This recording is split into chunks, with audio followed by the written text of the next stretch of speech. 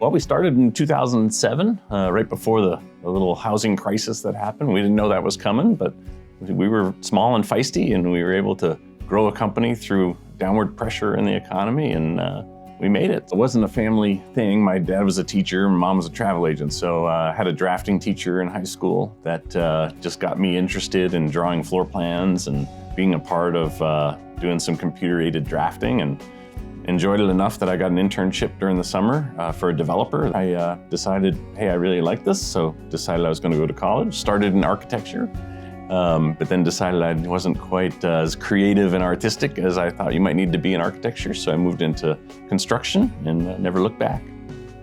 Oh, I'd probably say Crescent on 16th and Highland, a really cool mixed-use project. Canyon View High School, a full new high school built in Agua Fria on the far West Valley.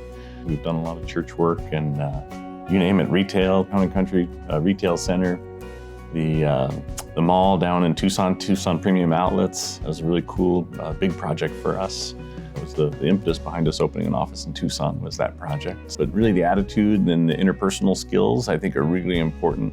While I was going to ASU, I was in a construction program, and there was a little note card on a cork board, because that's how they did it back then. And so there was a $6 an hour opportunity for a small local general contractor, and I called up and took the opportunity, and I basically worked for that same company for a little over 17 years. Probably most interested in kid-based organizations, so they get a bad hand sometimes dealt to them, and I think that's unfair. So I'd like to be able to affect kids that are in tough situations. And so Boys and Girls Club's been great, and we just do a lot of things that support kids, so that's kind of our thing. I always felt you have to tithe back to the community, and it's really important to support the community where our employees have families, and we live here in Arizona, we're local only.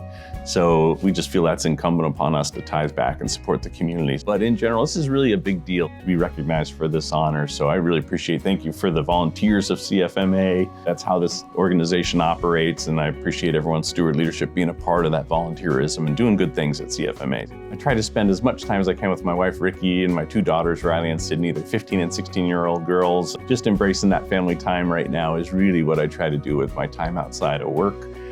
It's important, and life balance is always a challenge when you're running a company. So really cherishing that opportunity is really important to me.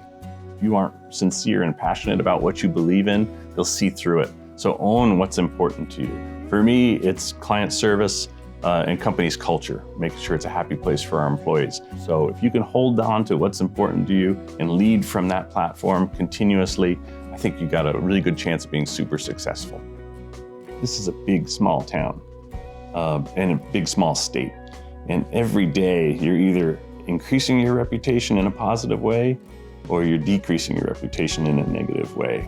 You're in charge of your reputation, and that's something to hold in the highest regard. I think that's a pretty important piece that people they lose sight of. We compete against big national firms.